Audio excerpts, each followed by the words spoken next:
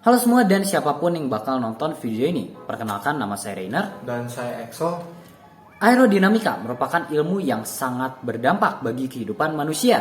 Dengan ilmu ini, manusia dapat membuat banyak hal seperti salah satunya pesawat terbang. Pesawat terbang sendiri memiliki ukuran, jumlah, dan bentuk baling-baling yang berbeda-beda. Ada yang cumpunya satu tapi besar, ada yang punya beberapa tapi kecil-kecil. Bahkan di satu pesawat bisa jadi ada lebih dari satu baling-baling atau bahkan 4. Di sini udah ada rubber band plane, pesawat yang bergerak menggunakan tenaga karet gelang. Rubber band plane sendiri sudah dipertandingkan di dunia internasional, jadi harusnya ini bukan lagi sesuatu yang asing buat kita. Dengan memanfaatkan rubber band plane ini, kami berencana untuk mengetahui ukuran baling-baling yang seperti apa yang paling cocok untuk mendapatkan jarak terbang terjauh.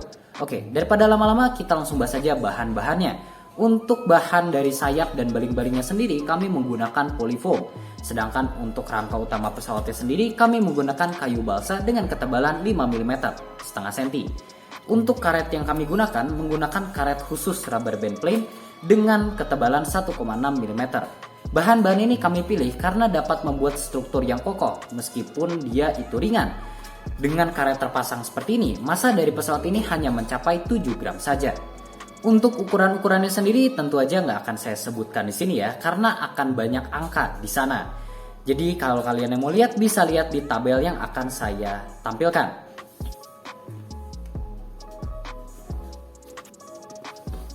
Yang harus kalian ingat di sini, hasil percobaan yang akan kita dapatkan hanya akan berguna kalau menggunakan ukuran sebagai berikut. Kalau kalian gak ngikutin ukuran ini, ya berarti akan ada perubahan lagi ke depannya. Dalam melakukan percobaan, kami ada menggunakan beberapa ukuran baling-baling. Lebih tepatnya ada 7. Mulai dari 3 cm, 4 cm setengah, 5 cm, 5,5 cm, 7, 9, dan juga 11 cm. Untuk lengkapnya bisa Anda lihat di tabel berikut ini.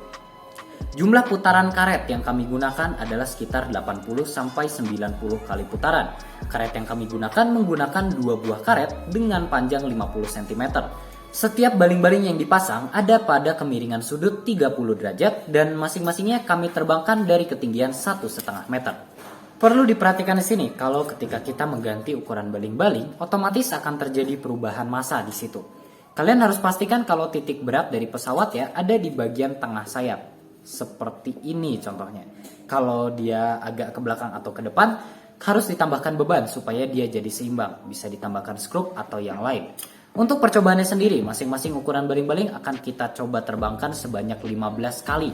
Perlu ditekankan di sini kalau data yang diambil adalah data yang wajar ya. Data yang tidak terpengaruh oleh hal-hal lain seperti misalnya jatuh karena menabrak, jatuh karena tertiup angin, atau jatuh secara tidak wajar, jaraknya terlalu pendek misalnya, itu tidak akan kita catat. Oke, kalau begitu untuk percobaannya sendiri langsung saja saya serahkan ke Excel. Oke, di sini sudah ada pesawat dengan panjang baling-baling 5 cm. Pertama-tama yang akan kita lakukan adalah memasang karet. Pertama-tama Anda harus kaitkan ini dengan kaitan seperti ini. Jika seandainya sudah rapi, maka mulailah dengan memutar baling-balingnya. Hati-hati, jangan salah. Jika tipe baling-baling kalian berlawanan arah jarum jam seperti saya ini, maka Anda harus memutarnya dengan searah jarum jam.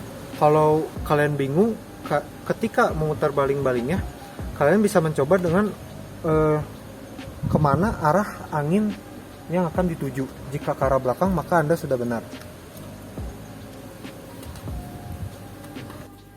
Nah, setelah dililit, Anda bisa saja langsung mencoba percobaannya dengan memasang pesawatnya. Perlu diingat juga, tempat yang dibutuhkan haruslah tempat yang luas. Karena saya hanya memperagakannya, saya hanya melakukannya di tempat yang kecil, ruangan yang kecil.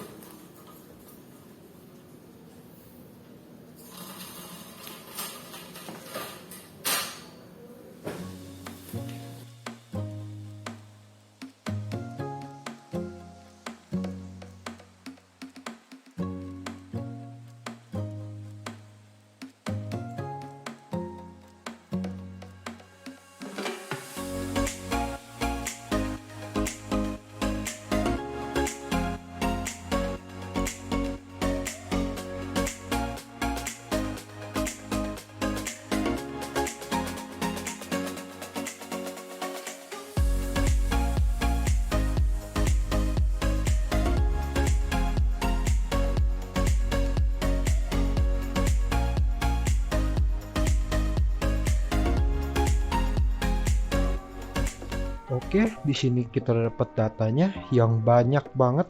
Supaya enak dilihat, udah kita rata-ratain di sini dan jadi seperti ini. Supaya lebih mudah dilihat, kita buat grafik.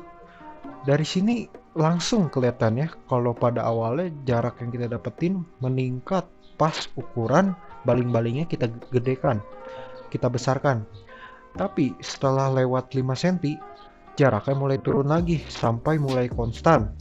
Cuma bisa nyampai jarak 1 meteran.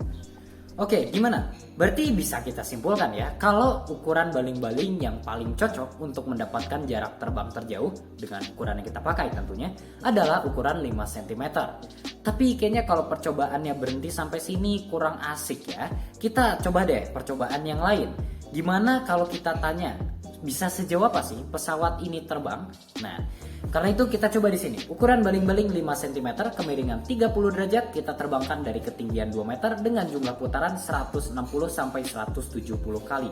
Dan hasilnya sangat memuaskan di sini karena bahkan kita tidak memiliki tempat yang cukup luas, cukup panjang untuk bisa memperoleh data yang maksimal.